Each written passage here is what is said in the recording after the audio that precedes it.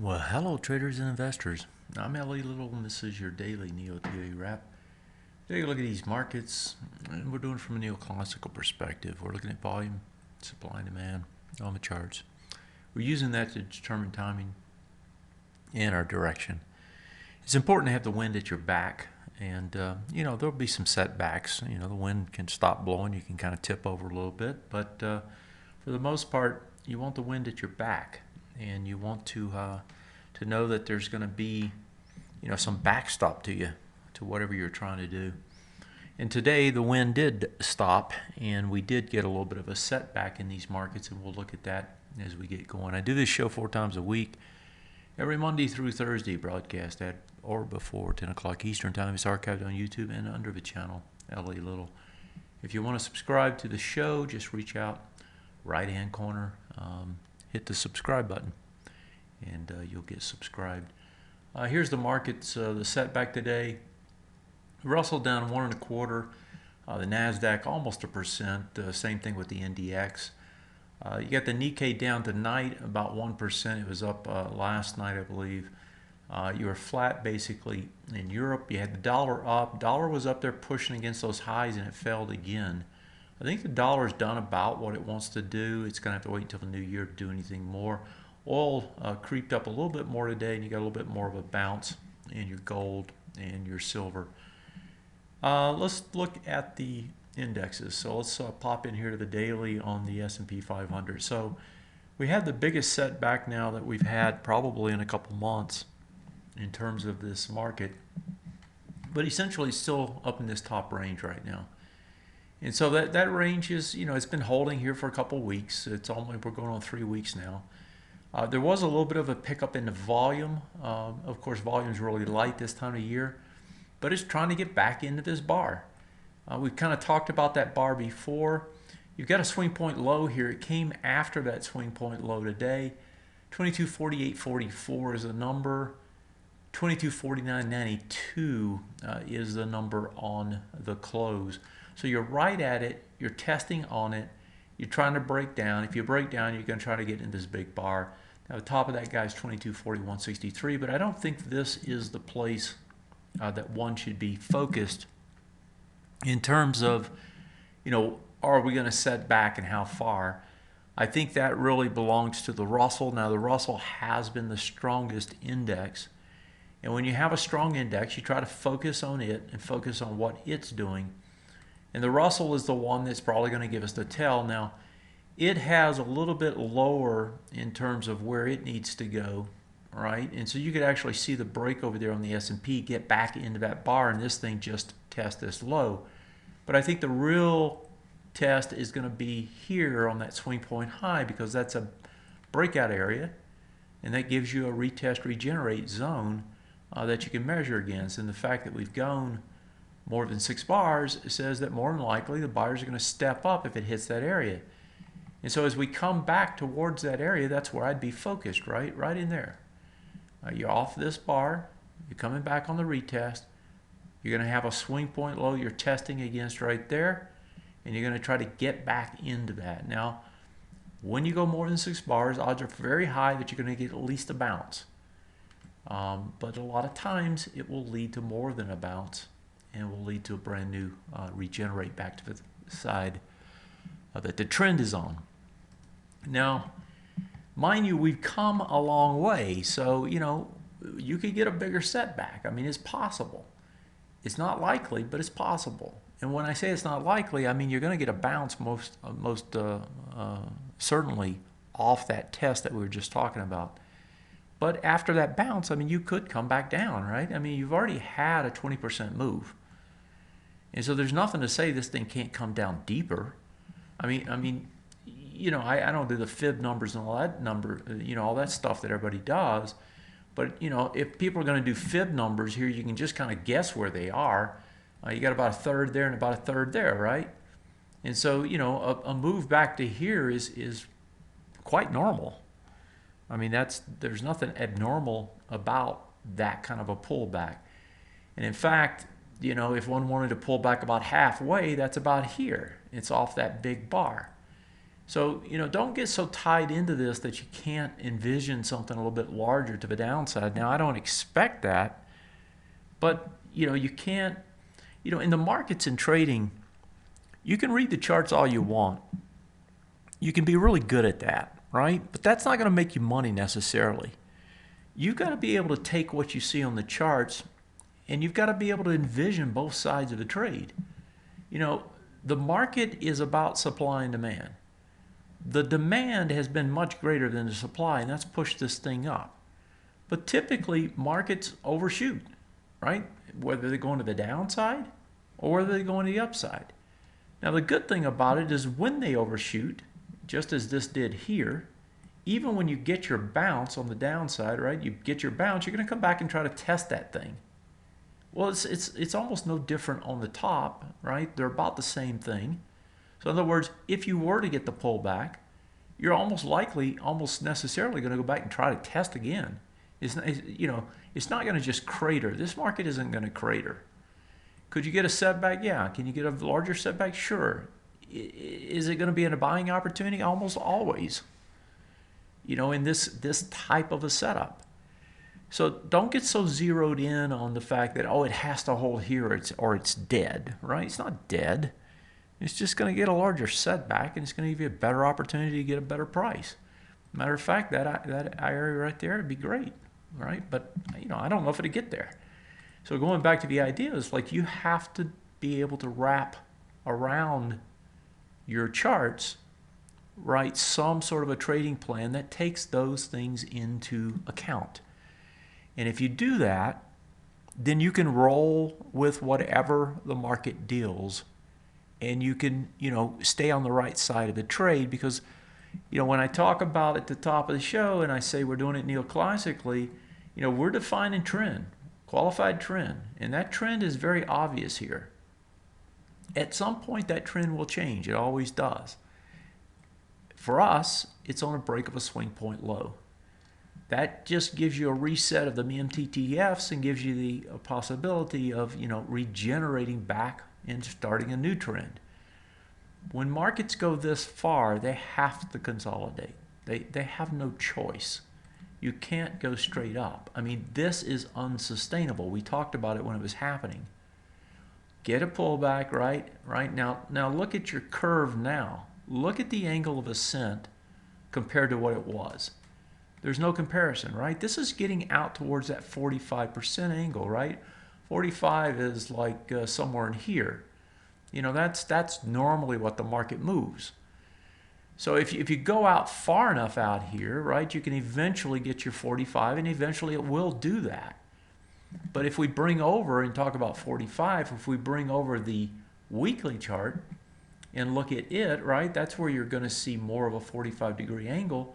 And you can actually see it there. When we got this big pullback into November, that was kind of a 45-degree angle. And that's kind of a normal angle, up or down. Down is usually a little bit steeper, but up's about 45 degrees. And finally, if I bring over the monthly and we do a 45 on it, and go back a few years, 45 degrees starting at this low is somewhere in there, right? Probably about there. So yeah, sometimes you undercut it, sometimes you get a little excited, and right now we're a little bit excited, right? Don't try to guess where the top is, but recognize that you could get a larger setback. That doesn't mean the market's going to die. It just means that you need to have a trading plan that allows you to deal with that if it happens. My suspicion here is that what you're going to see is you're going to see this market try to trade down, whether it's the next 2 days or whether it's the first of the year. With that recency bias of the last couple of years, the market tanking in January. And if the sellers are unable to push this thing deep, right? If you can't get it back down into here somewhere, or maybe even under these swing point lows, they're going to jam this thing back up again. And they're going to squeeze everybody. And once they start doing that, anybody that hasn't bought yet is going to have to come in and buy. So I think you have a risk of a push to the top side more so than you do the bottom. And so use the opportunity here to set yourself up for that trade. The last couple days, We actually it's about the last 4 days or 5 days, we've been trimming up here. We've been taking some of it off, and why are we doing that? Well, again, when I talk about a trading plan, you want to be able to buy it back down here. Now if we're wrong and it goes up there, well, that's just the way it goes, right? We'll make our money elsewhere. You don't have to make as much as the market does on the way up. That's not the issue. The issue is don't lose that much on the way down compared to the market, and be able to buy some as it's doing it. And as long as you don't got a crash starting to take place. And right now we're not in danger of that in any way. Okay, I guess I've spent a lot of time on that, more so than I expected. Let's pop over and look at a few of these others. Here's the NASDAQ. So I didn't talk about that. So that's a bearish engulfing on the NASDAQ. Let's see what it was on these. Yeah, bearish engulfing there. Go back to the S&P. And it looks like that one's going to be 2. Yeah, easily. And finally, I go to the NDX. Now, the NDX had been the laggard for a long time, and the NDX does it also. So that tells me we're probably going to try to get some follow through to the downside tomorrow, and we may come back in and test on this weaker index into that swing point high again, which is a retest regen. Let's look at the dollar. I was talking about the dollar had been able to push right back up to the highs. I'm wondering if this dollar is starting to affect the markets in any way. I don't think it's going to affect first quarter earnings, but I do know that probably by second quarter it's going to have some effect. So maybe we're starting to feel a little bit of that. So today it goes back in to test those highs. Let's get the numbers on those. That's 26.76 there, 77 there, 77 again. Fails again at the top. This thing just looks like it wants to continue to consolidate for now. If we bring over the weekly and look at it, it doesn't want to give it up, but it's really struggling there to get any more push to the upside. You do have ABCD structures on the dailies, on the weeklies, and they do point higher. This one points to about 27, I believe. So you got a little bit farther this thing can go, but at the same time, you've gotten the meat of the move already if you were in it and if you were trading it. Let's pop in and see what the others look like. FXE. So the opposite, and it's about 50% of the weighting, and that one couldn't test the low. It didn't even get there. Let's see what the pound looks like. I haven't looked at that in a while. Coming back down to test the lows again. And finally, let's see what the Japanese kamikaze depreciation currency looks like. That one can't even bounce. Pretty amazing what these guys have done. Go back over here to the monthly. I don't know if you remember, for those who've been hanging around a while, I was talking about this. We talk about retest regens a lot, and we say that the first time back after more than 6 bars, which is what this was, usually you only get into the bottom third of it. This one got deeper, right? And it tested the highs multiple times there and tried to break them. Tested the high of that swing point low. Couldn't break it. And when it finally gave it up, man, did it ever. It's coming back down to test these lows again. I think the target is right there. So dollar wants to go higher still, folks. If you're not in the dollar, you get weakness, you probably want to look at it. If you want something that's kind of a safe place to park some money, to make some money, that's not a bad place to be looking. If the dollar is going to be strong, that's going to put pressure on the various metals. So we pop over there. I know gold's been getting a little bit of a bounce, but it's coming up into an area that is probably going to have some serious resistance. Let's see what gold and the gold stocks look like real quick, see what they did today. So they push back into this bar. Let's see what gold stocks look like. And these have been so oversold, they can get a decent bounce, and they're doing it. They're coming into the swing point lows now. So this is on a daily basis, and you got more than 6 bars, right? And so the bottom third of these bars, the smallest one would be about right there. That's about what it did today. So tomorrow's going to be a good test. Can this push higher and do the full test off of this one? Or does it simply turn here and is that it? This will be a good place to take a look tomorrow. And if I bring it over and look at the weekly on it, yeah, it could get up a little higher that big bar's bottom, 2083 over here. Yeah, and that's this area right here. So you could do a full retest regen, it looks like, on that one low. Is that the lowest of the lows? 2014? No, this is the lowest one. So the third test is off of that one, actually, which is just about that full bar here. So I guess that all makes sense. Okay, and when I say that, you know, that's all the data research that I did many years back, and you know, the algorithms look at it from that perspective I just showed you. Elsewhere, overseas, not a lot happening. Oil, yeah, we'll just look at the USO. I don't have the WTI here, and it's hanging at the highs. Silver, haven't looked at that in a while. Let's see what it looks like. Man, that looks ugly. In copper, let's see what copper's doing. Copper had that big spike. Copper's consolidating, and yeah, this is a nice setup. Now, you had a huge run, right? This is from 2360 to 31. So what is that? 6.5 on 23. That's 25% almost.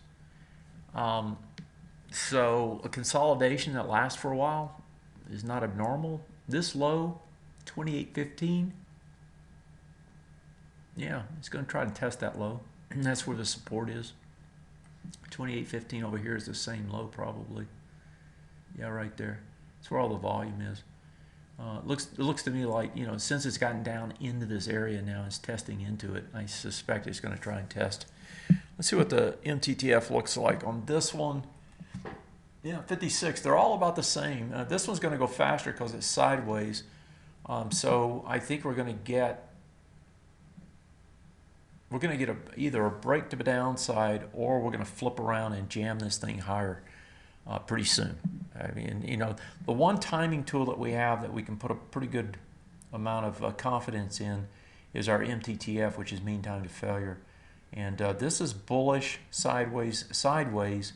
So in other words, this thing is trying to turn from a long-term downtrend up. And so from that perspective, you know, which side of trade you want to be on is long, not short. And so you want to be looking for opportunities to trade this thing long. One opportunity would be a test of that low that can't break it, right? That would give you a good opportunity to take a low volume, a low risk trade with decent probabilities. Copper looks interesting. So what else we got? You know, it's the end of the year. There's not that much really. I talked about NVIDIA last night. Let's pop that back up, because today you actually saw that sector sell off. And matter of fact, let's start with the sector, which is the SOX. Now, we actually had the SOX in our portfolio until today. We sold it out. And we sold it out this morning early.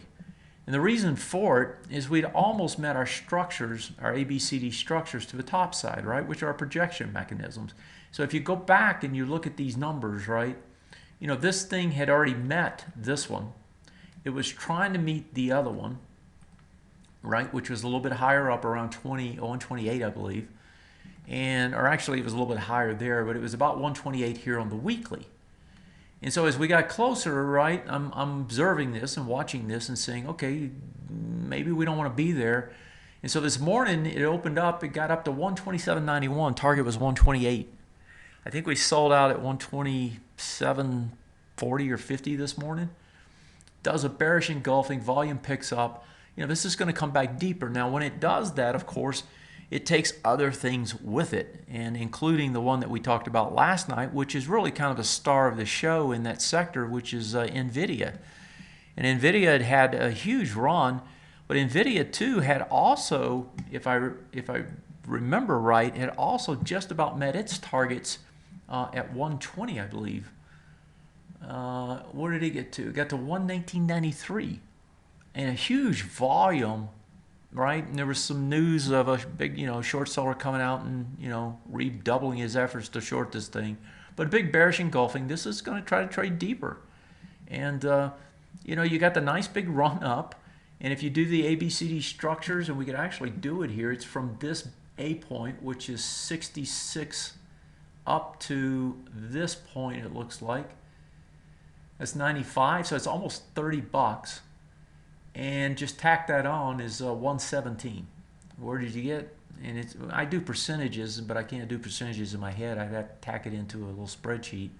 But that's about where it got. And, you know, it's a place you got to take some profits. Big, huge run. You know, this thing's not going to die, but at the same time, you could get a decent pullback. After this kind of a run, you could get a really good pullback.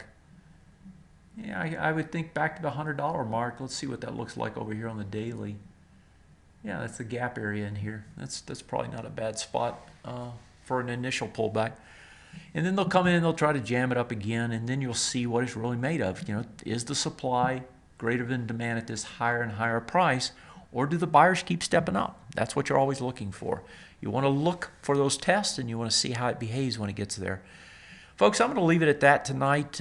We got a couple more days left in this year. Then we wrap it up, start a new one. I'm sure that you know, there's some concern out there about what's going to happen at the beginning of the year. I think what you want to do is look at the beginning of the year, ask yourself, you know, what the probabilities are, and I think you want to be long, not short. But you want to have some ammunition to buy more if and when that market settles back in. So, have yourself a great one. Thanks for joining me as always. Take care, and I'll see you next time.